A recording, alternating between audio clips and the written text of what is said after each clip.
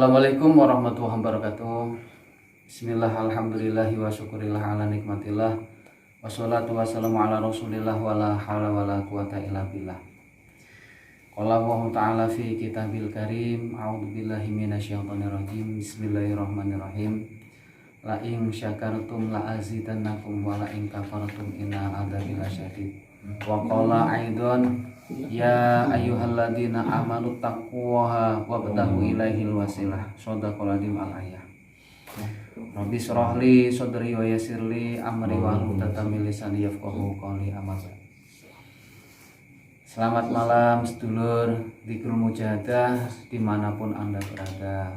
Mudah-mudahan pada malam hari ini panjenengan semua selalu dalam keadaan sehat walafiat, tanpa kekurangan suatu apapun, dan mudah-mudahan Allah masih memberikan kemudahan, kelancaran, kesehatan, tentunya rizki yang melimpah, halalan, thayyibah dan barokah. Amin.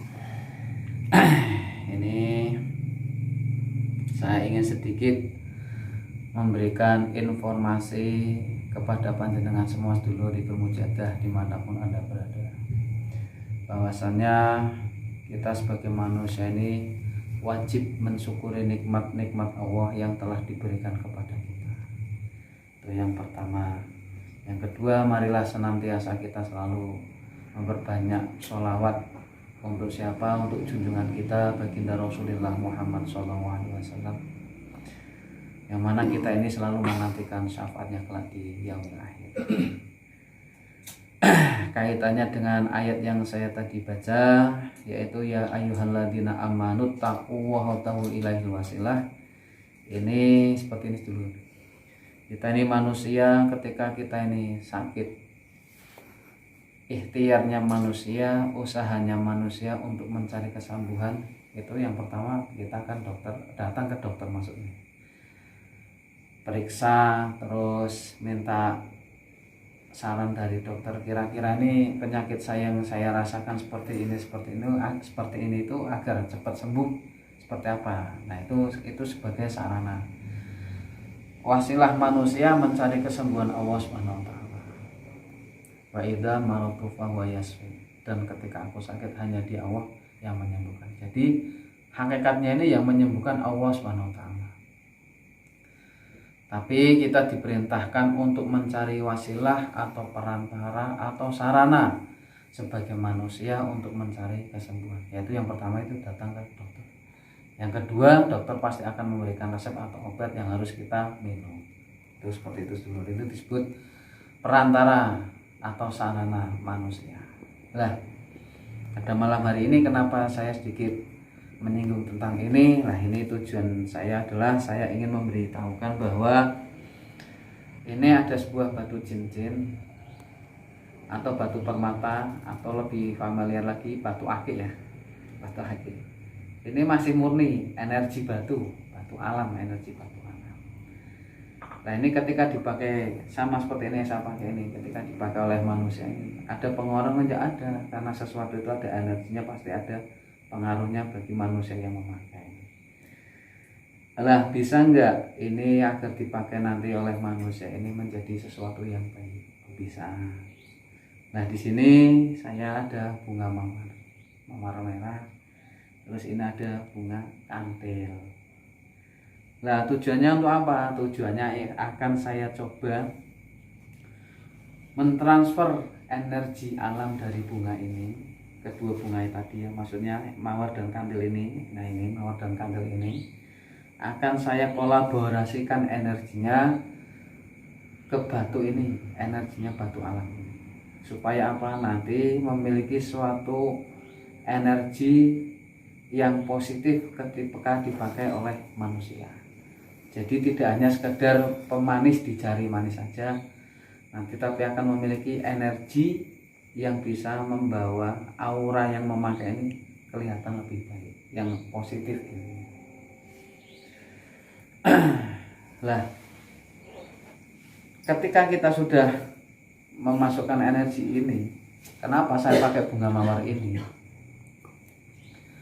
Ini dikarenakan banyak orang itu ketika melihat bunga mawar ini, itu manusia itu merasa senang, merasa suka. Karena apa? Karena bentuknya, warnanya, keindahannya ini banyak manusia ini yang suka. Tapi belum tentu yang melihat keindahan, kecantikan ini dalam hati tersirat suka dengan apa yang dilihat. Lah, biar menimbulkan rasa sukanya itu seperti apa ya? Makanya kita pakai kandil ya, ini cara bahasa Jawanya bunga kandil. Kalau bahasa Indonesianya itu mungkin ada yang menamakan ini kenanga atau cempaka. Nah, ini kandil. Tujuannya apa? Agar yang melihat ini nanti terpikat, terpesona. Nah, ini hanya filosofi saja. Terpikat. Maka dari filosofi tadi ini kita jadikan satu, coba kita jadikan satu energinya masuk ke dalam batu ini. Nah, nanti biar dipakai oleh manusia ini menjadi sarana atau wasilah untuk pemakainya. Yang tadinya itu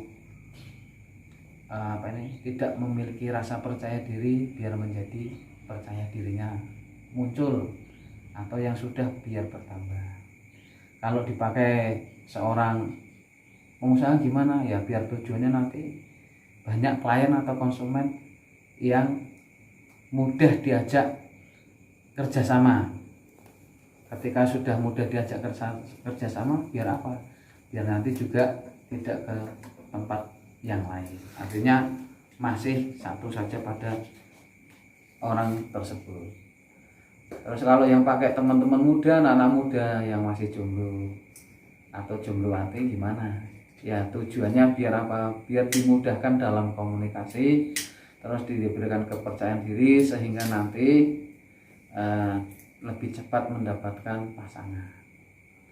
Nah, kalau dipakai pedagang gimana? Ya tujuannya ya tentu saja biar yang datang itu ke tempat dagangannya ini merasa terpesona, terpikat dengan masakannya, dagangannya, dan akhirnya tidak berpindah ke tempat yang lain.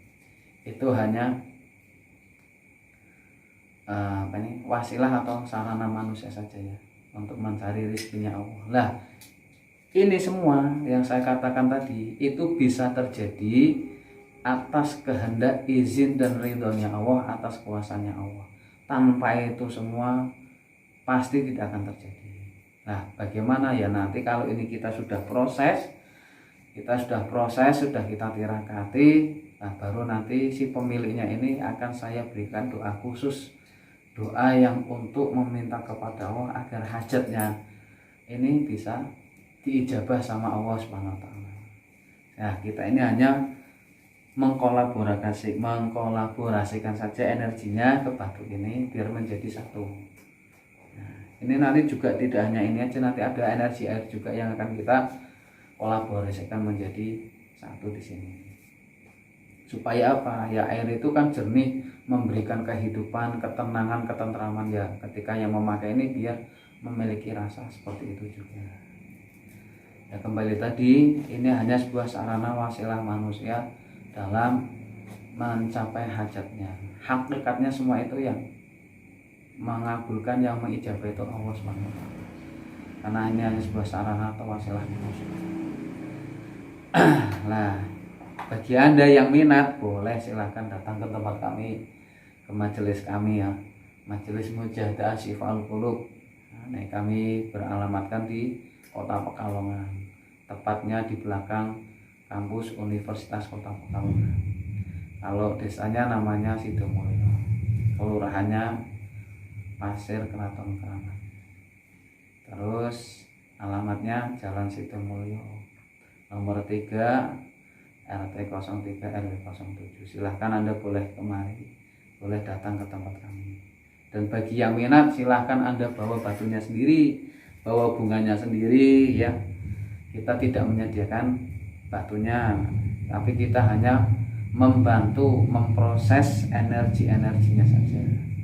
Terus seperti bagi Anda yang minat, yang tidak minat ya tidak masalah. Sekali lagi ini hanya sebuah sarana wasilah manusia untuk mencari sesuatu yang diidam-idamkan, dicita-citakan, atau sesuatu yang jadi hajatnya. Ya seperti contoh pertama tadi, ketika kita sakit hanya dialah Allah yang menyembuhkan. Tapi apakah kita akan tetap berdiam diri? Kan tidak. Manusia itu harus ikhtiar, harus usaha. Lah bagaimana caranya biar sembuh ya datang ke tempatnya dokter. Setelah itu baru minum obatnya. Nah itu namanya sarana atau wasilah manusia mencari kesembuhan Allah SWT. Nah ini juga sebagai sarana manusia untuk mencari apa yang diingini, dicita-citakan. Ini saja sedulur Dzikrul Mujahadah yang bisa saya sampaikan. Mudah-mudahan apa yang saya sampaikan ini ada sedikit manfaatnya, sehingga panjenengan bisa terbuka pikirannya yang luas, artinya tidak mudah membid'ahkan seseorang, tidak mudah mensyirikan seseorang. Sekali lagi membuka wawasan kita agar lebih luas. Kenapa? Kita sama muslim ya saudara, sesama manusia ya kita saudara, karena kita semua diciptakan oleh Allah SWT di bumi ini untuk apa? Ya saling ta'aruf, saling kenal mengenal. Terus sekali lagi, jika Anda berkenan, berkehendak, ingin ya monggo silahkan bisa main ke majelis kami.